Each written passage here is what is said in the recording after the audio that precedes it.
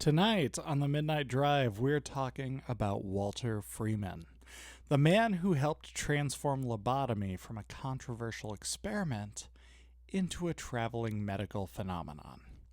He drove across America performing procedures that permanently altered human personality, emotion, memory, and behavior. And the most unsettling part? Many people believed he was a visionary.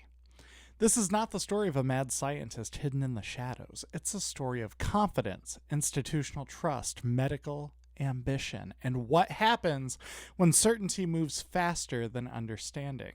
Because for a period of time, patients lined up while doctors watched a man insert an Icepick-like instrument through the eye socket, believing they were witnessing the future of psychiatry. And somehow, that may be the most horrifying part of all.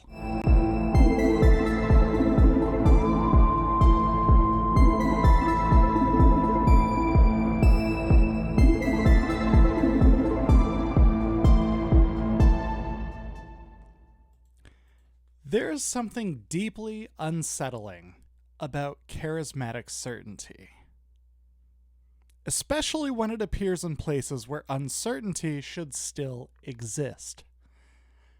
Medicine, psychology, the human mind.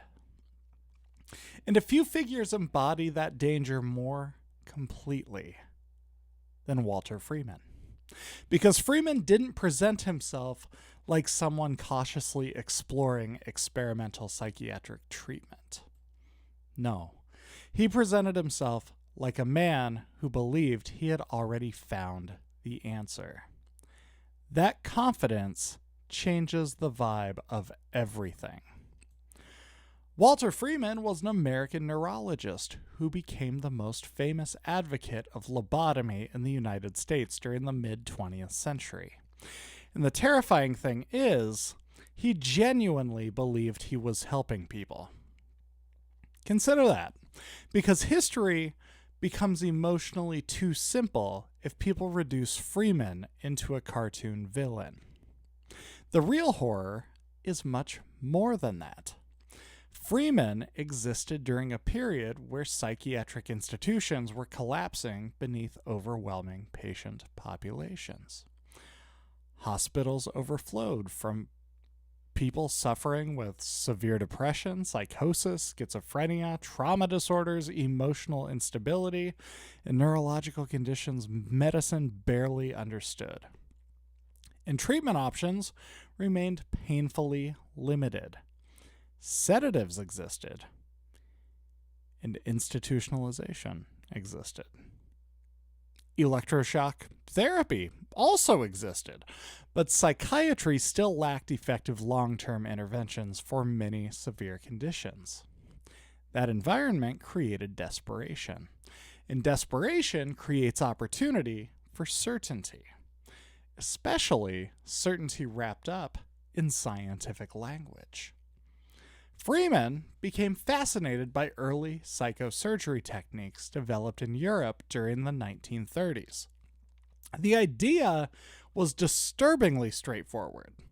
Certain portions of the frontal lobe appeared connected to emotional regulation and behavioral control.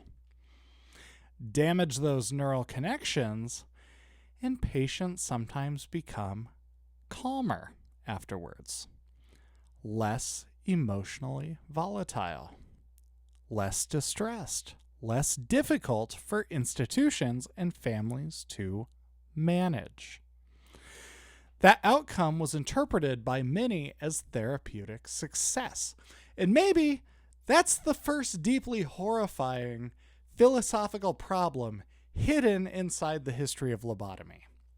Society began confusing reduced emotional expression with healing. There's a huge distinction between those two things, because a quieter patient is not automatically a healthier patient. A more passive patient is not automatically a happier patient. But during this era, manageability itself increasingly became treated as evidence of improvement. Remember in previous episodes where I said to pay attention to that word manage? You're going to be hearing it more this week. Oh, I hate it so much. I do. I really do. Walter Freeman embraced that philosophy aggressively. And unlike many physicians of his time, Freeman was not especially cautious emotionally. He was ambitious, confident, and driven.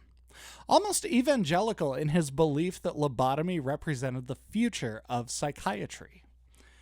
That emotional certainty radiates through nearly every historical account of him. And honestly, that certainty becomes terrifying once you remember how little humanity actually understood about the brain at that time. Modern neuroscience still struggles to fully explain consciousness, personality, emotional complexity, memory formation, identity, and subjective experiences. But Freeman operated during an era when knowledge was even more incomplete than that. And yet, despite that uncertainty, he became increasingly bold. Perhaps the most infamous example was his promotion of the transorbital lobotomy, often nicknamed the Icepick lobotomy. The procedure was designed partly around speed and accessibility. Rather than drilling through the skull in a surgical operating room, Freeman used a thin instrument inserted through the eye socket. The instrument was tapped through thin orbital bone using a small surgical hammer, then moved through portions of the frontal lobe to sever neural connections. Even describing it clinically feels emotionally disturbing, because the body instinctively recoils from the imagery immediately. Pressure against the eye, the cracking of bone, metal entering the brain, and maybe the most unsettling part of all is how casually the procedure was sometimes discussed historically, as though personality-altering brain surgery had become strangely ordinary, efficient, practical, modern. Freeman himself often projected an almost performative confidence surrounding the procedure. He believed the transorbital approach could revolutionize psychiatric care by making lobotomy faster and more widely available. That sentence alone feels so haunting now. Making psychosurgery more widely available. Because once a procedure capable of permanently altering personality becomes streamlined and normalized, the ethical danger escalates enormously. And Walter Freeman helped push lobotomy toward exactly that kind of normalization. He traveled extensively across the United States performing procedures at hospitals and institutions. Thousands of them. That image feels almost surreal today. Think about it. A physician moving from state to state, offering rapid personality-altering brain procedures to overwhelmed psychiatric systems. Not secretly, not underground, publicly, and confidently. As though the future of mental health treatment had already arrived, and society largely accepted it for a time because Freeman represented several things people desperately wanted to trust: science, authority, certainty, progress, and solutions. That combination becomes incredibly powerful psychologically, especially during periods of widespread suffering. People want answers. People want relief. And people want experts who sound certain. And Freeman sounded extraordinarily certain. Gonna have to take just a moment here. What do you make of all of this? To me, it makes me feel physically ill, to be honest. Let us know what you're thinking in the comments below. You're listening to The Midnight Drive. Part of what makes all of this so psychologically disturbing, even now, is because Walter Freeman, he didn't look like a monster. He looked professional. He sounded professional. And I can't drive it home enough that he believed what he was selling. Okay? He was educated, he was respected, he was confident. The horror emerged from institutional legitimacy itself. And maybe that's what makes this chapter of mental health history feel so deeply unsettling emotionally. The procedure wasn't hidden in darkness. It existed beneath fluorescent lights, inside hospitals, surrounded by medical charts, academic language, and public optimism. And all the while, human beings were undergoing irreversible changes to memory, personality, emotional range, motivation, and identity itself, before science truly understood what those things even were. That's the terrifying paradox at the center of Walter Freeman's story. The more certain the medical system became, the less anyone seemed willing to stop and ask what parts of the human self might be disappearing in the process.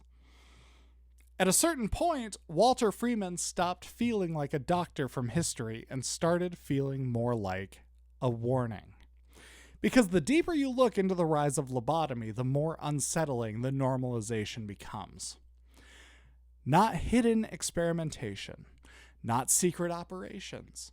Normalization. Hospitals welcomed him. Doctors observed him. Institutions approved procedures. Patients were lined up systematically, and throughout much of it, Freeman carried himself with remarkable confidence. That confidence mattered psychologically to everybody that was involved, because confidence itself is persuasive, especially inside systems overwhelmed by suffering and desperate for solutions. Psychiatric hospitals during this era often operated beyond capacity. Staff exhaustion was constant. Patients sometimes remained institutionalized for years or even decades. Families wanted relief. Doctors wanted effective treatments. And Freeman arrived offering something that appeared measurable. Calmer patients, reduced agitation, increased compliance, quieter wards. To many institutions, those outcomes looked like progress, even if the emotional cost underneath remained poorly understood. That's the part that feels so haunting now. The procedure became efficient long before it became ethical. Freeman reportedly performed thousands of lobotomies during his career, sometimes with shocking speed. Historical accounts describe demonstrations where procedures happened rapidly, almost mechanically. And maybe that's where the emotional horror shifts fully from medicine into something existential. Because once personality-altering brain surgery starts functioning like an assembly line, the human identity itself begins feeling frighteningly fragile. Patients become procedures, cases, numbers, outcomes, stats. And somewhere inside that process, the emotional uniqueness of individual people started disappearing beneath institutional momentum. That's one of the most dangerous things systems can do on a psychological level. Reduce humans into manageable categories. Not out of cruelty, necessarily, but out of efficiency, out of overwhelm, out of the desire to solve visible problems quickly. But efficiency becomes terrifying when applied to consciousness itself. Because what exactly was Freeman altering? not tumors, not broken bones, the architecture of personality, emotion, impulse, behavior, motivation, the entire concept of self. And despite all the confidence surrounding the procedure, nobody truly understood the long-term consequences fully. That disconnect hangs over the entire history of lobotomy like fluorescent static. The certainty was enormous. The understanding was incomplete. And maybe that's why the imagery surrounding Walter Freeman feels so psychologically disturbing, even now. A physician driving across America performing procedures capable of permanently altering human identity. That image almost feels fictional, like something from dystopian literature, except it actually happened. And what makes it even more unsettling is how ordinary the environments often were. Hospitals, medical wards, institutional corridors, white coats, clipboards, academic language. No gothic laboratory, no dramatic horror soundtrack, just fluorescent lighting and institutional certainty. That atmosphere paints such a picture. Because true historical horror rarely announces itself theatrically while it's happening. Most people involved likely believed they were participating in modern scientific progress. That's what makes the story feel so deeply personal and so deeply frightening at the same time. That danger didn't emerge from obvious evil. It emerged from confidence becoming disconnected from humility. And eventually, the consequences became impossible to ignore. Some patients were left emotionally flattened. Others lost independence entirely. Some struggled with speech, memory, or motor function. Many families described the same deeply unsettling sensation afterwards. Their loved one survived physically, but something essential about them had changed permanently. That emotional pattern repeated enough times that criticism of lobotomy grew louder over time. Psychiatry itself slowly began confronting the horrifying unpredictability of the procedure. Because once enough outcomes accumulated, the uncertainty underneath Freeman's confidence became harder and harder to deny, especially as newer psychiatric medications emerged during the 1950s. Gradually, lobotomy stopped looking like the future of medicine and started looking like a horrifying overreach. That transition feels emotionally important because it reveals something crucial about scientific progress. Medicine evolves partly through correction, through recognizing failure, through confronting ethical catastrophe honestly. That doesn't erase the suffering, but it does matter historically. And maybe that's the complicated emotional truth sitting underneath Walter Freeman's story.